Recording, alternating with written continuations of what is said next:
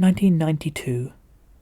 Having produced 2 series of convoluted arc-based stories, feedback on the Virgin New Adventures was that readers weren't keen on the format. And while not the greatest editor, Peter Darvill Evans happily took on their advice and, going forward, commissioned standalone books. In these early years, that ended up being as essential to the longevity of the series as the stories themselves, although starting this era with a top-notch tale did the run no harm at all. For this first standalone Virgin New Adventure, a long-time fan but unknown name was signed up, having submitted a story to Virgin. This writer would go on to be very well known in Doctor Who circles in the years to come. Welcome to the Library of St John the Beheaded, a history of Doctor Who in prose. And this time we're looking at Nightshade by Mark Gatiss.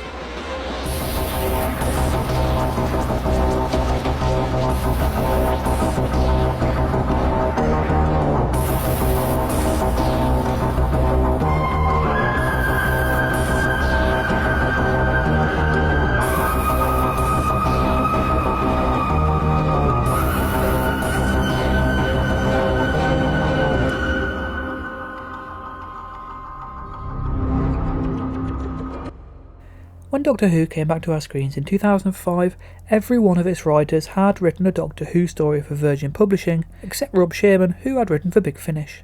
This was an intentional decision by Russell T Davies, who wanted proven writers and, despite Series 1 being the hardest of soft reboots, desired at least some link with the expanded universe that had kept the franchise alive during the wilderness years.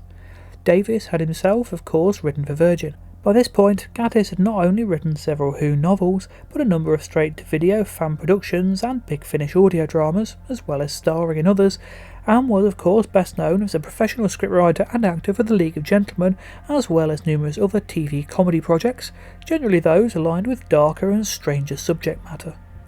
He's since written for the revived Doctor Who numerous times, starred in it more than once, and become a regular face on documentaries as an expert in horror, science fiction, 20th century art and the history of gay culture, as well as a hugely successful stage and screen actor.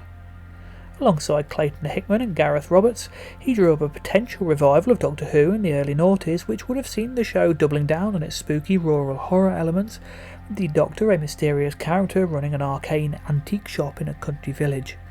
He's also worked extensively on other TV shows with former Who showrunner Stephen Moffat. Nightshade then holds historical interest as the first professionally published work of one of the most prolific figures in Doctor Who and a big name in British popular culture of the 21st century. As the first novel not to be tied to an arc, Nightshade feels almost like a fresh start for the VNAs. I've seen it mentioned as a starting point on more than one occasion, although I tend to consider it as part of the second series of books. Not that they were really considered in such a way, after Time Worm at least, but for the most part the VNAs can be split quite comfortably into series of 4 to 6 stories, with key moments occurring at the start and end of these. For me, Nightshade is very much Series 2, Episode 4. Nevertheless, it does feel like there was some thought given to the idea of a new start. For the first time, the cover art had an open request for submissions, even if it ended up going to previous artist Peter Elson in the end anyway. And in order to help promote the book, Virgin paid for a regular slot in Doctor Who magazine. This series of preludes, starting with The Nightshade, acted as a teaser for that month's book release. For this first, Gatiss wrote a scene with the book's central character, Edmund Trevithick, performing in his lead role in the 1950s sci-fi serial Nightshade, and then heading to a pub for a pint with his co-star. Thematically, it ties in with the novel, with Trevithick wondering how long his fame will last. Gatiss made his initial submission in 1991 and received a positive response from Darvill Evans at the end of the year. Initially considered in his mind as a play called Nightfall, the existence of a contemporary sci-fi novel with the name elicited a change of title. Darvill Evans suggested a change of setting from contemporary to 1970, which Gatiss subtly altered to 68. Since publication, Nightshade has had a lengthy afterlife, first of one of 8 Virgin novels republished by the BBC as a free ebook, complete with past Doctor Adventures style cover, new illustrations, author notes and occasional edits. Secondly, it was adapted into an audio drama by Big Finish in 2016. As with most of Big Finish's novel adaptations, the story had to be chopped down somewhat. The original novel is twice the length of a target novelisation, and for me misses much of the depth of the book, including the removal of many of the most interesting and likeable characters.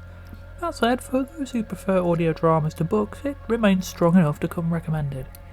I've probably mentioned it before, but over time the Wilderness Years stories, and especially the novels, have come to be categorised by parts of the fanbase as either trad or rad, traditional or radical.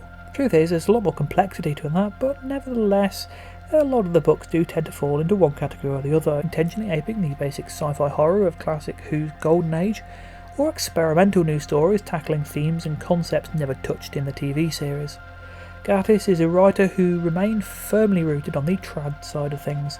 Indeed, one of his specific aims of the book was to help return Doctor Who to the straightforward storytelling of his favourites, including perversely Frontios, not a tale I'd imagine being an influence on many trad writers.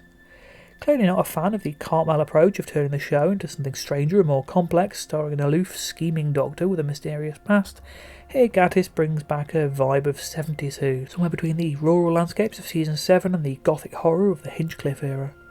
Coming after a run of 4 books largely in the rad camp, even if Witchmark is oddly unimaginative in places, Nightshade should feel like an unnecessary exercise in nostalgia, an irony noted by Gatiss himself in the 2006 ebook introduction, given the novel's themes of the danger of nostalgia.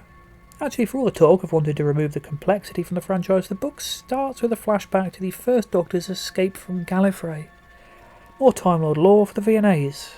Doesn't really match with the broadly established version. Lungbarrow the Beginning and Name of the Doctor all broadly correlate, but this was early days of this kind of thing.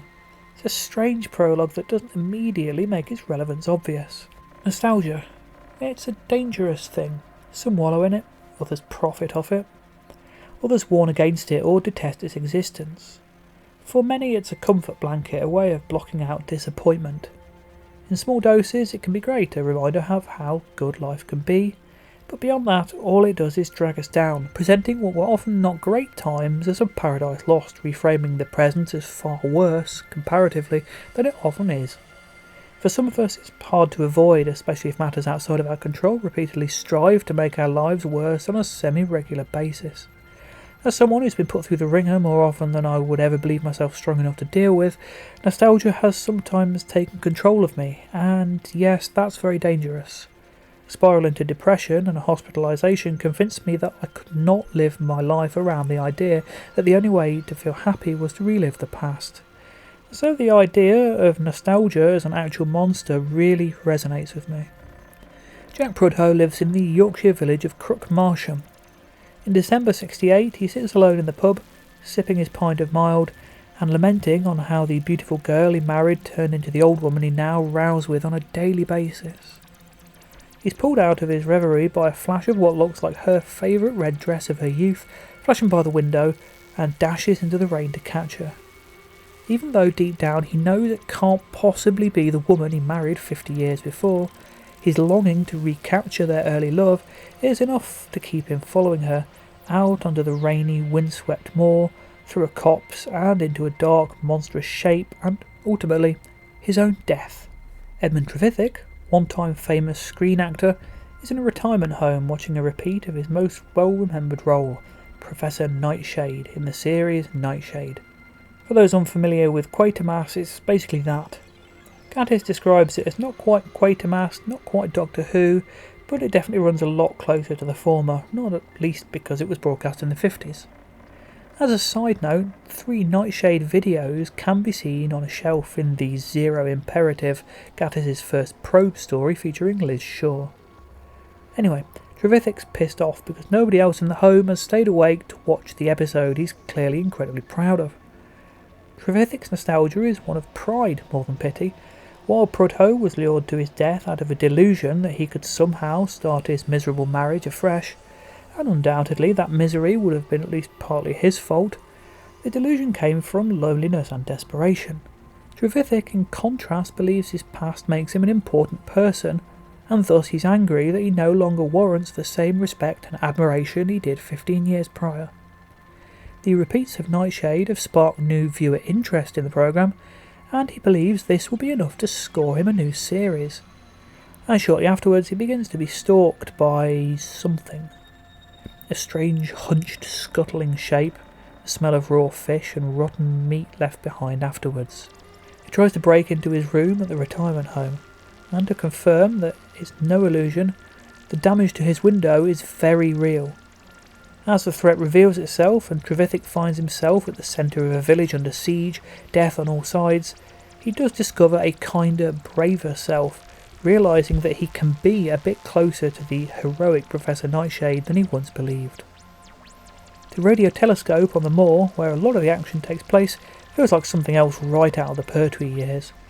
It's hard not to picture it like one of the many scientific locations seen in these 7-parters of Season 7. Okay, so these staff are less likely. VJ with his insecurities about his relationship with a white girl, Holly.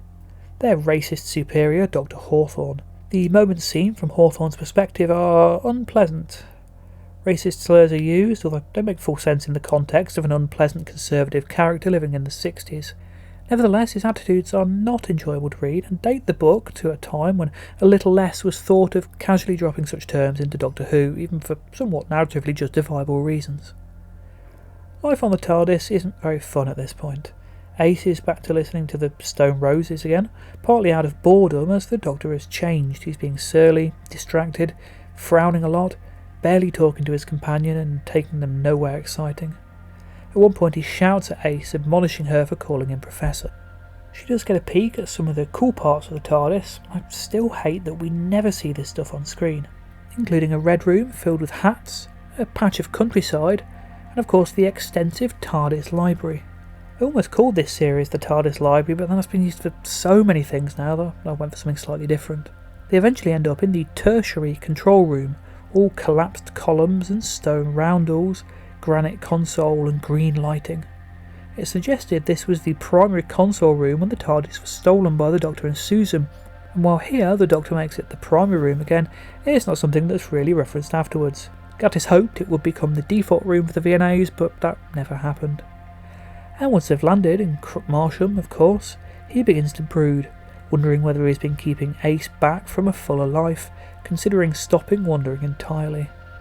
Begins to question his past actions, whether he's been right to interfere, to judge others, to get involved in other people's problems.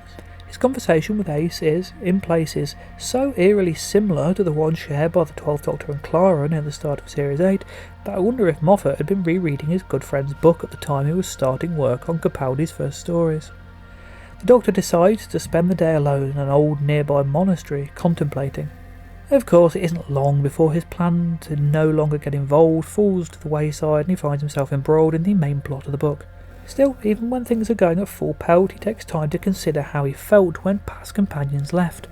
He's certain this is Ace's final adventure, and with no sign of the TV series returning, there's nothing to stop the Range writing her out at this point. The village of Crookmarsham is populated by a cast of well-drawn characters, with motives and pasts and inner lives. They are quite easily the most well-developed and believable guest cast in the Virgin New Adventures to date. Lawrence Eden, too eager to smile since losing his first wife. His new spouse, Betty, haunted by dreams of her brother's death, turning to alcohol and housework to keep her mind busy. Homeless Billy Coote, finding comfort where he can. Stern but kind Dr. Cooper at the tracking station. There's a medic in the village, Dr. Shearsmith, who is almost certainly named after fellow League of Gentlemen member Rhys Shearsmith. Or at least there was. His house is found empty, photo albums of his past left wide open. Then there's Robin Eden, who gives Ace disconcerting but very nice tinglings in her body. It's been a few books since she last fell for someone, so I suppose it's overdue. When we next meet him, he abandons his sick stepmother to follow the Doctor so we can ask him where he can find Ace to talk to her. In terms of the plot, well, it hits all the horror notes in a pleasing way. All the village's phone lines go down, keeping our characters cut off from the rest of the world. Characters begin to be visited by the nostalgia monster one by one, generally when they head off on their own somewhere. The radio's telescope is built on the site of an ancient haunted castle. There are great moments which would make for superb cliffhangers if this was a TV story. Shells of human bodies melting into nothing. Trevithick attacked outside the pub by an insectoid monster from his TV show Nightshade. Lawrence and Sergeant Locock staggering from a car, announcing that they were unable to leave the village due to an invisible barrier causing terror and vomiting. And in the radio telescope monitoring station, strange signals are coming in from space, ones which nobody can identify or understand. The history books talk of the exact same circumstances happening in the past. There's more than a touch of Curse of Fenric to this. The nature of the horror is left vague for some time. Is this a telepathic shapeshifter feeding on minds, or are they actually hallucinating while being killed? That is until the residents of the home are singing old songs from the First World War to keep their spirits up, and figures start to appear from the dark corners of the room. Everyone is approached by someone from their past, friends, families, lovers, all long lost and heavily missed. Others have different memories come from them. Abbot Winstanley from the monastery gets a death that definitely wouldn't have made it to TV, killed by an apparition of Christ, summoned by him longing to regain his faith. Hawthorne is finished off by a tar baby from the Brer Rabbit story, a childhood image he mentally connects with his hatred of dark-skinned people. And in proper Doctor Who style, the form that seems to be favoured most is the insect monster from Nightshade, hence the radio telescope is besieged by 7 of them. For all its classic horror trappings, the identity of the evil turns out to be more Lovecraftian than Gothic. In the end, it remains unidentified. It doesn't know itself where it came from or how old it is, and the Doctor merely refers to it as a sentience of some kind. He theorises the Earth may have formed around it. No, it's not Arachnos. But otherwise, it's unknown and unknowable. Lars Pearson suggests it may be what remains of the Suushi, the invaders from Paul Leonard's later novel Venusian Lullaby, although that remains nothing more than headcanon or fan theory. Regardless of what it is, awoken by the power running through the radio telescope, it has begun to feed off the energy of the village's population. That very telescope proves to be its undoing, the Doctor tempting it with the power of a dying star being scanned. Unfortunately, the sentience doesn't know about black holes, and so as the sentience seeks out a bigger source of energy, it comes across a supernova as the star collapses in on itself, and the sentience becomes trapped in the singularity. It's not the happiest of endings of a book, for several reasons. Firstly, the death toll, more than half of the village of Crookmarsham gone. Many of the book's most likeable characters included, including Edmund Trevithick, who sacrifices himself to allow the Doctor and VJ an escape. But more so the fact that the Doctor realises he needs Ace. She and Robin have a very believable burgeoning relationship in the book, spending the second half with each other, sharing kisses and secrets, and her decision to stay with him feels at least much more earned than similar examples from TV stories. But the Doctor has a realisation, and now he needs Ace. And so he doesn't take her back to Crookmarsham. Robin visits the telescope every day for 5 months before admitting to himself that he'll never see Ace again. He's wrong actually, but that's a story for another day. Or year, probably. Gatiss is elaborate in his writing, which could be tedious if not for the fact that it suits the story itself. When describing something with a brooding atmosphere or unusual appearance, he goes for the grandiose and the gothic. When he's looking at the everyday lives of the people in the village, he focuses on the mundane details, the little things that make people individual. There's also lots of moments of humour, not surprising for someone whose career started in a comedy troupe.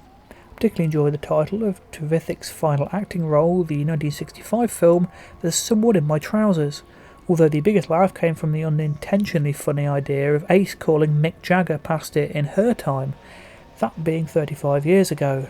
He is of course still very much active. Occasionally Gatiss mixes up his own voice with that of the characters. Ace's mixture of nervous anticipation and sadness is compared to the first and last days of school combined.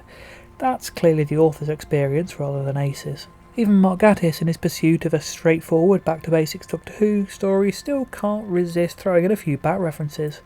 When the Doctor Who spies the enormous radio telescope, he immediately thinks of his regeneration at the end of Legopolis. He recalls chatting to Victoria outside these cyber tombs on Telos, a few more scattered throughout the book.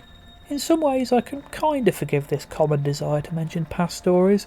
When I first started reading Doctor Who novels I enjoyed spotting references, and at this point most of the writers were being given their first chance to casually mention their favourite stories. But really it's very tiresome, it just isn't necessary unless it truly serves the story. Such as the Doctor being almost caught by the sentience disguised as Susan. It's quite a dramatic scene, although I can't picture Sylvester McCoy sobbing and saying I missed you. It's still incredibly effective. Still 8 books into the VNAs and we still haven't had one that doesn't have at least one callback. There are also traces of the author's later work to be found here. The paranormal history of the area is seen through experiences of Civil War soldiers, foreshadowing Gatiss's past Doctor adventure, the Roundheads. In the same chapter, a character uses the word phantasmagoria, the title of his first Big Finish play.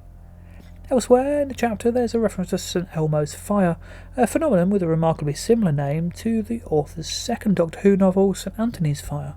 After a run of 4 books taking Doctor Who into very new directions, Nightshade very much looks backwards, which, yes, is ironic. Gatiss himself acknowledges that he's an incredibly nostalgic person himself. Does Nightshade work as a warning about the dangers of nostalgia? Partly. In truth, only 3 of the deaths we see are the result of people chasing their pasts. The rest are simply monstrous memories they're trying to escape.